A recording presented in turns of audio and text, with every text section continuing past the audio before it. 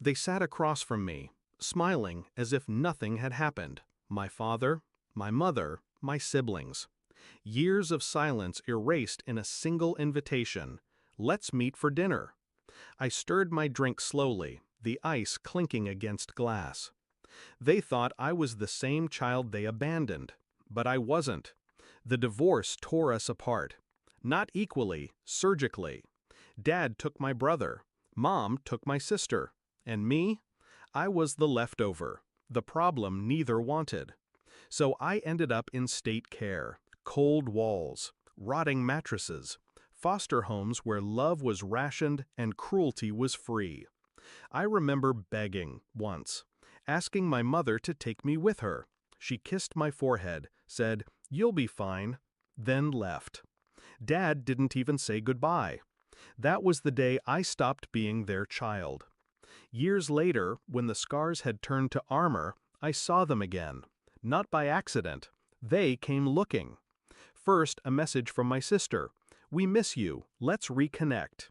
Then, my brother. "It's been too long." Finally, my mother's voice over the phone, sugary sweet, pretending history hadn't happened. At first, I almost believed them. Almost. But their timing betrayed them. My career was peaking. My name carried weight. My bank account was no secret. They hadn't missed me. They missed what I had become. I didn't rage. I didn't hang up.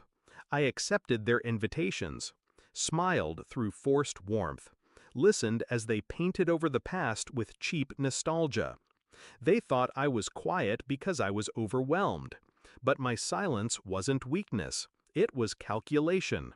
Because this time, I wouldn't beg to be chosen. This time, I would choose. Step 1. Control the stage. I invited them to dinner.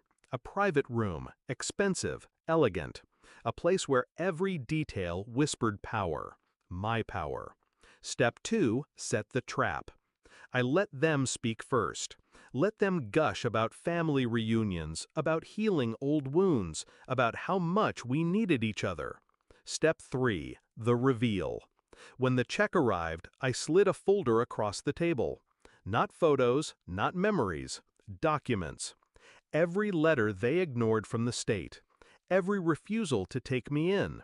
Every record of abandonment signed by their hands. I had kept it all, the proof of what they did. My father's jaw clenched as he flipped through the pages. My mother's smile faltered, trembling. My siblings glanced at each other, panic bleeding through their polished faces. "Do you know what it's like," I said quietly, "to sit in a foster home on your birthday, waiting for parents who never come?" No one spoke. They couldn't. "You abandoned me," I continued, "and now you want back in because I have something you want. But you don't even know me anymore."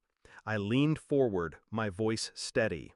"You abandoned a child, but I'm not a child anymore. I'm the consequence."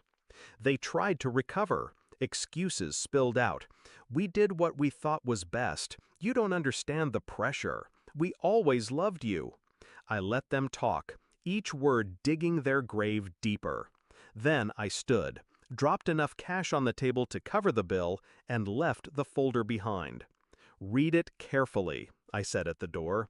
"It's the last family history you'll ever have of me." Their faces blurred behind me, shock, guilt, desperation, but none of it touched me. In the days that followed, messages poured in, apologies, pleas, promises to do better. I ignored them all, deleted every call, every text, and then silence. For the first time in years, silence didn't feel like abandonment. It felt like freedom. They thought I was the same child they left behind, the one who cried at the window, waiting for someone to come back. But that child is gone. They killed him when they walked away. What remains is someone they can't manipulate, someone who owes them nothing, someone who learned the hard way that family isn't blood, it's choice. And I chose myself. That night at dinner, I didn't just confront them. I buried them. Not in anger, not in hate, but in truth. And the truth is, they no longer have a son. Not because they lost me, because I erased them.